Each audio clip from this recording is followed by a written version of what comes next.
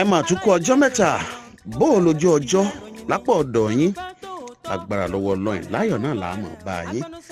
kókó inú ìwé ìròyìn Yorùbá Tòótọ́ rèé tó ń gbẹnu sọ fún gbogbo ọmọ káàárọ̀ oòjíire ti tòní ọjọ́ 15 oṣù kejì ọdún 2021 rẹ̀ ẹ gbọ́ bí kókó náà ti ta kókó tó.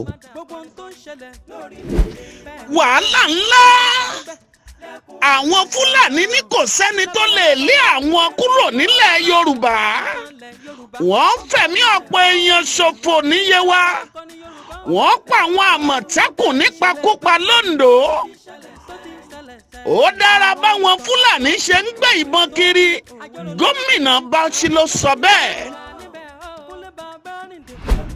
yéè àwọn Yorùbá àtàwọn Haúsá kọjú ìjà síra wọn nìbàdàn ọ̀pọ̀ ẹ̀mí àti dúkìá ló ṣòfò dànù.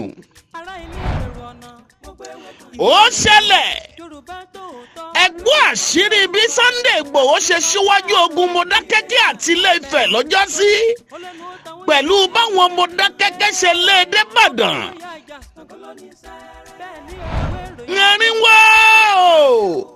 ẹ̀rínwó àjànàkú sùn kò lè dìde èyí nìtàn ìgbésí ayé àgbà olóṣèlú ni bàbá wa Jákàndé àṣírí ikú tó pa bàbá rẹ̀ ó máa ṣe ìjọba Buhari ṣe àwọn tó ń ṣèwọ́de lẹ́kọ̀ọ́ dáràn wọ́n ní wọ́n ń fẹ̀mí ara wọn wéwu.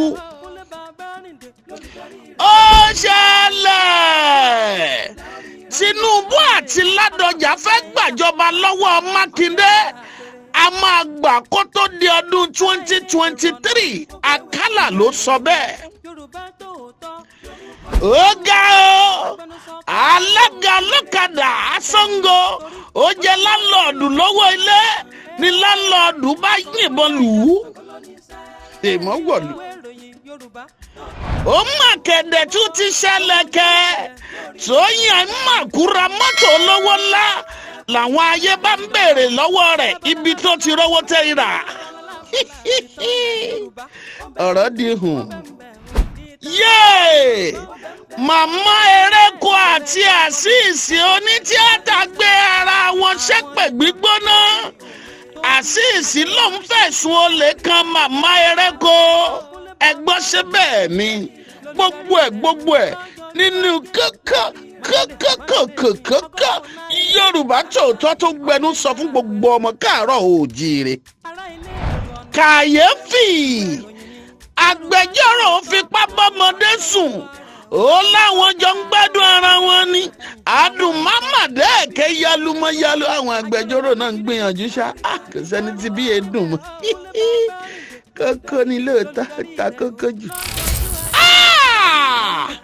Jágò ọkọ Flèkì dídówó kọ ọmọ tó bí fún wọn ó láwọn gbọ́dọ̀ ṣàyẹ̀wò ẹ̀jẹ̀ ọmọ náà dáadáa ìyẹn DNA test Ọlọ́run ló mọ ibi tó máa padà já sí àfi sùúrù. ayẹlẹ ọkàn tan ìyàwó rẹ̀ lọ sílé babaláwo nílọrin ló bá fi ṣoògùn owó gbogbo kókó tọ̀sẹ̀ yìí ń bẹ nínú Yorùbá Tòótọ́ agbẹnusọ fún gbogbo ọmọ káàárọ̀ oòjíire $100 péré ni tètè kọ́ ọ lọ mú tiẹ̀ títí dọjọ́ mẹ́jọ tá a tún mọ nípàdé ayọ̀ ẹni gbọ́ wá sí bànújẹ́ àwa náà ní gbúrò bí sí yín ó dàbọ̀. $100 láǹtà ìwé wa $100 péré.